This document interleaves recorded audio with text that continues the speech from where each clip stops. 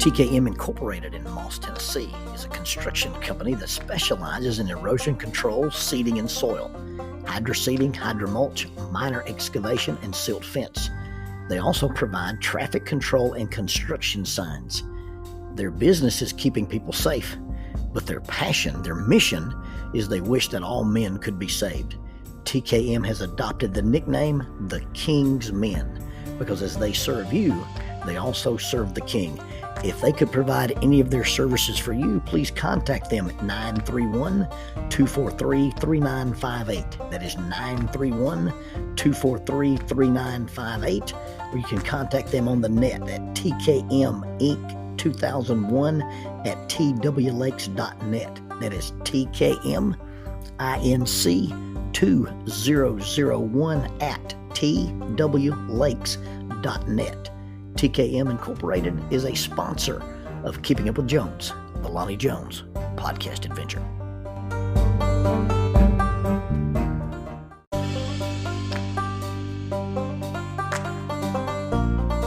SJ&L General Contractor specializes in asphalt, demolition, concrete finishing, and heavy hauling. This family-owned business is licensed in Alabama and Tennessee. You can contact them for any of your construction needs. 931-433-4660. That is 931-433-4660 or 3Ws and a dot, sjnl.com, www.sjnl.com. SJ&L General Contractor is a sponsor of Keeping Up with Jones, the Lonnie Jones podcast adventure. When I got my purple belt, I decided that I would take a year and teach Brazilian Jiu-Jitsu out of my garage. Now, a few caveats about my purple belt. Number one, I never expected to have a purple belt. When we first started training Brazilian Jiu-Jitsu, we didn't even know any ranked players. The highest ranked guy we'd ever seen outside of, Johnny Lee Smith running his gym and meeting Rickson Gracie one time was this blue belt came over from Atlanta and trained with us. And if we'd met a purple belt, it would have been, equivalent to seeing Jesus walk on the water. So I never expected to have a purple belt. And again, another caveat about my purple belt is I'm not a competition level purple belt. These guys that do competitions, and they're a different kind of animal. They're a different kind of mindset. I'm a mediocre jiu-jitsu student. I'm not an expert at anything, but that purple belt meant something to me. When we first started training, we didn't know any ranked players. The highest ranked guy we knew was Johnny Lee Smith because he owned the gym. And I got a chance to go to Coleman one time and shake hands with Rickson Gracie. I never got to train with Rickson. I just got to meet him. And then we had a blue belt from Atlanta that would come over and train with us some. And so in those early days, it was, beyond even our wildest imaginations to have a blue belt, much less at some point in your life have a purple belt. You can watch my purple belt promotion. Brandon was very benevolent and made a little YouTube video. Just Google Lonnie Jones purple belt. But anyway, I decided that I would take a year and teach Brazilian Jiu-Jitsu out of my garage. Now, the summer that I got my purple belt, I had guys coming over and helping me drill. My next door neighbor, Shay, Stephen Weber, Troy Farmer. We were in North Carolina one time and I was doing these drills and I had to turn in 200 reps.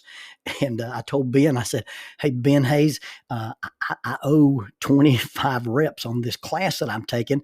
And we cleared out a hotel room and he let me do an inverted entry into a triangle choke in this hotel room. It was terrible. But a lot of guys helped me get through these classes and do these things. And so when I got my purple belt, I was gonna teach private lessons out of my garage. In the old days, you could open your own gym if you had a purple belt. That's not true anymore. There are so many black belts around that it's kind of expected that you have a black belt to be a gym owner or to run a gym. But I started working out with a young man named Wesley Widener. And you've heard me talk about Wesley before. And Wesley's the son of one of my dearest friends. In fact, Wesley has a brother named Riley. And I think the world of both of those young men, and especially their dad and their mom. But Wesley would come over. And every day that he was coming over on Thursday nights. And every time he was there, we would be rolling around on the mat or doing some drills or just, sparring or something. Well, he'd get up and walk over to the garage wall. And I've got this old stopwatch that hangs there. And he would get it and look around at it. Now, I bought this stopwatch when I bought my rock climbing simulator. I have this, it's called a Metolius simulator. It's a molded polymer and resin sand thing. And it's got these hand grips. And working out with this thing, you hang and you hang 20 seconds from the big holes, and you hang 15 seconds on the medium sized hole, and you hang 7 seconds on the little bitty holes. And you basically are training your finger and your forearm strength, and you hang to failure. And I had this elaborate system of bungee cords set up so that it would assist me in holding on to the little stuff. And I would hang this old stopwatch up and start it and time myself in these hangs. Well, I hadn't been using that stopwatch and had been using that fingerboard for a number of months, because I only do that when Troy and I are really climbing hard. But every week that we were in the gym, Wesley would get up and go mess with this old watch. Well, I told Jackie one night at supper, I said, I don't think this young man's ever seen a watch like this. It's an old analog stopwatch. And I said, I think he's fascinated with it. It's an antique. He's working out in the gym with an antique dude, and I have an antique stopwatch. I said, next week when he gets up and starts messing with it, I'm just going to give it to him. I'm just going to let him have this old stopwatch of mine. And so sure enough, the next week rolls around, and Wesley's there, and we're working out and we're training. I don't even know if it's in the middle of a round or something. We take a break, and sure enough, he walks over to the wall and he picks up this old stopwatch and he's looking at it. And I said, do you like that stopwatch? You seem to be fascinated with it. Tell you what, why don't you take it home? It's my gift to you. And he looked at me like I'd grown a second head. He goes, no, I don't like this stopwatch. It has an alarm that goes off every week and it bugs me to death. And my stopwatch had some kind of preset alarm, and it would go off every week, and I couldn't hear it. Wesley could hear it, but my hearing is so bad, I couldn't hear this watch beeping. And so week after week after week after week, this alarm is going off, and it was driving this young man insane. And I couldn't hear the watch alarm, but Wesley couldn't hear the watch ticking. And what I mean by he couldn't hear the watch ticking is I knew that my time working out with him and us spending these Thursday afternoons was limited. First of all, I knew our training was going to be interrupted when he joined the police academy, because you couldn't actively roll and be in the police academy because, you don't want to get somebody hurt just goofing around with a sport and then ruin your career. And then I knew that after he got out of the police academy, he would have, better opportunities to train and informal training. And he'd get involved and he would be on second or third shift. And I knew that at some point, his destiny would take him far away from hanging out with an old man in his own garage at his house. Little did I know that Destiny was actually Destiny, this the young lady that he married. And now they're going to have a baby. And I don't want you to be sad, and I don't want Wesley to hear this and think that it's sad. It's part of life. But I couldn't hear the alarm, but he couldn't hear the watch ticking. And the same is true with everything. The first people that I taught to climb, I could hear the clock ticking because I knew they would graduate high school and go on to college. I knew that when I was involved with my youth group and spent an incredible amount of quality time with the young men and the young ladies, traveling and going and doing, the clock was ticking. When we moved to the house that we live in now, we call it the new house, but we've been in it 20-something years. Lonnie Beth was all upset, and Dad, I don't want to move away from the ditch that I play in and the dead log and where my pretend fort is. And I told her, I said, honey, there's going to come a time very, very soon you won't even be playing in the backyard. Dad, I'll always play in the yard with you. No, she couldn't hear the clock ticking. And the clock is always ticking. When Jackie and I started snowboarding, I learned to snowboard when I was 40, and you knew there was a limited amount of time that you're going to be healthy enough or have the knees or have the hips to snowboard. And after she had a hip surgery, we sold our snowboards. Now, we had a great time going to the mountains every Christmas and on spring break. And then sometimes we'd go on fall break and be the first people on the snow, But the clock was ticking because that's not a sustainable lifetime sport. When you start rock climbing, the clock's ticking. There's going to be a time when you can't. Hunting and fishing, with my dad. I hear the clock ticking. Dad's 86 now. I can't take him to Kill Mountain anymore. We don't walk well up those hills and down into that steep valley. The clock's ticking with Gunner. He's 7. And right now he'll go anywhere and do anything. Well, he was supposed to come over this weekend and shoot his bow. But the ball game came up.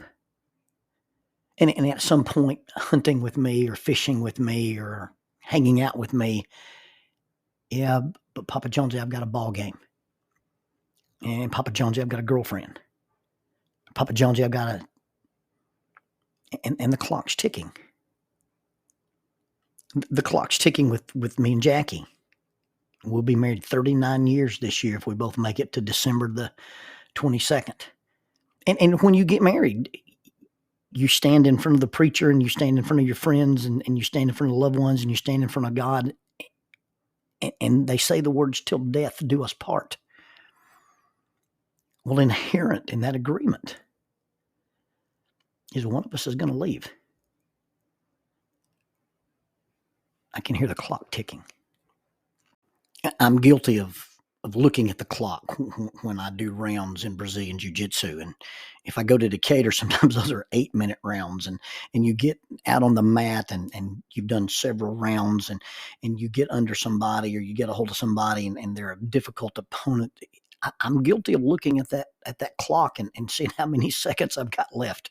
I roll in the police gym with Column or Jerry King or Kevin Primo, and you look up at the clock and you think, okay, when is this going to be over?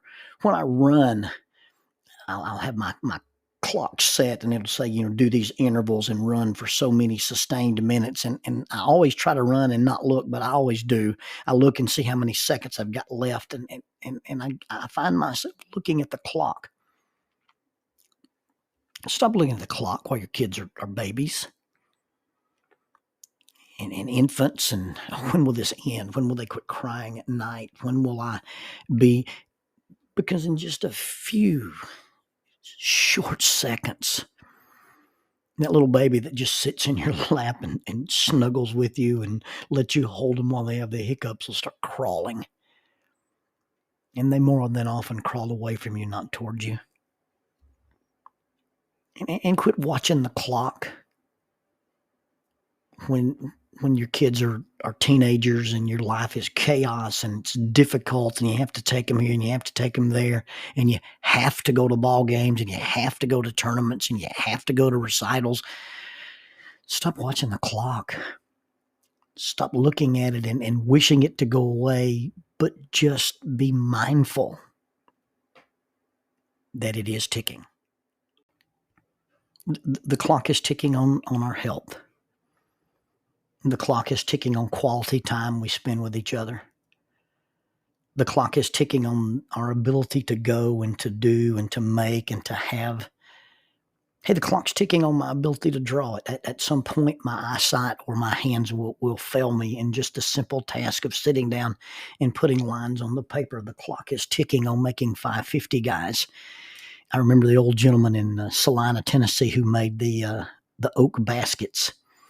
And I remember shaking this 90-year-old man's hand and realizing what a grip he had. And he calls the 550 guys the woven men because he wove baskets. And I remember him telling me, I'm almost not strong enough to make my baskets anymore. And the last time that I visited with him, he said, I don't make baskets anymore. My hands aren't strong enough. Everything we do, the clock is ticking. There's an expiration date on running and climbing and hunting and fishing and walking and talking and remembering and spending time and liking and loving. Don't let your life be consumed with envy and hate and resentment, failure to forgive, failure to love. Don't spend that time wasting that time with unfinished business. And please remember, forgiveness is not what other people owe us. It's what we owe them. Because you can waste your time hating, you can waste your time resenting, you can waste your time in wishing someone was different. You can waste your time doing all those kinds of things. And you can miss some good opportunities. And you can spend so much time wishing that something was different that you don't enjoy the day that you have. I remember telling you the story about me and Troy and his famous bad French accent quote, Barry, this is the day we have. This is the day we have. And I can hear the clock ticking. And just because you can't hear it ticking or you don't acknowledge that it's ticking doesn't mean it's not ticking.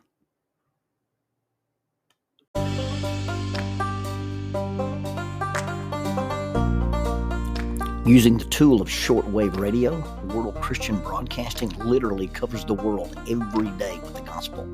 They use 2 large curtain antennas.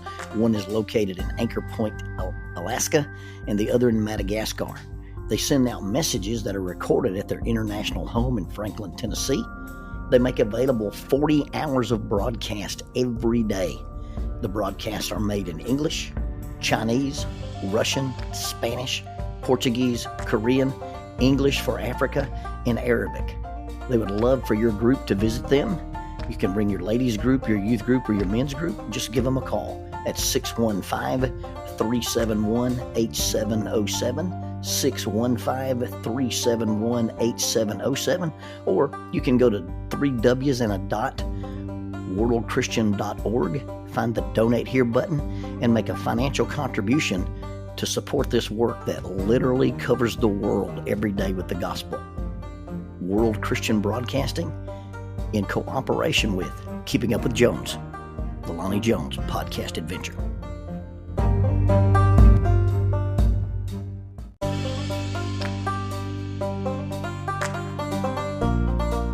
The mission of Heritage Christian University is simple. They aim to advance the churches of Christ by equipping servants through undergraduate and graduate programs. Heritage Christian University produces effective communicators of the gospel, focusing on evangelism and a commitment to Scripture. Heritage Christian University is accredited by the Association for Biblical Higher Education and offers the following degrees: Associate of Arts in Biblical Studies, Bachelor of Arts in Biblical Studies, Master of Arts, Master of Ministry, and Master of Divinity. Since 1968, Heritage Christian University, formerly International Bible College, has offered affordable degrees in biblical studies, allowing graduates to thrive in their ministries without the burden of loan debt after graduation. For more information about Heritage Christian University, visit www.hcu.edu. That's 3 W's and a dot. hcu.edu. Heritage Christian University is a sponsor of Keeping Up with Jones, the Lonnie Jones podcast adventure.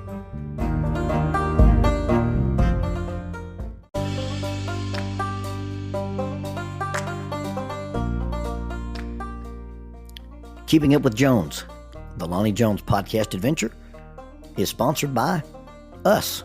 What? We sponsor ourselves? Is that even legal? Check us out on Amazon.